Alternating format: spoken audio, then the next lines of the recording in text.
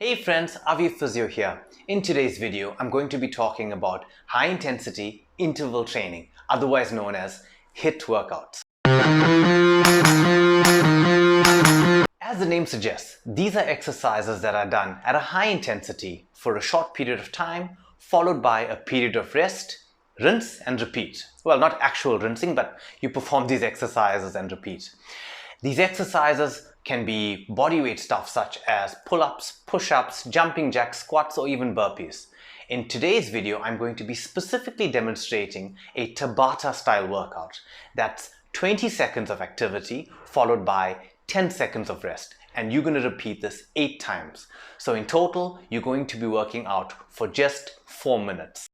These exercises are great as they are quick, inexpensive, and require no equipment.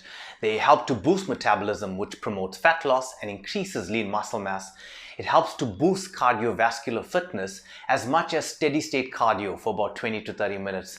And according to some studies, this type of exercise has been shown to increase longevity.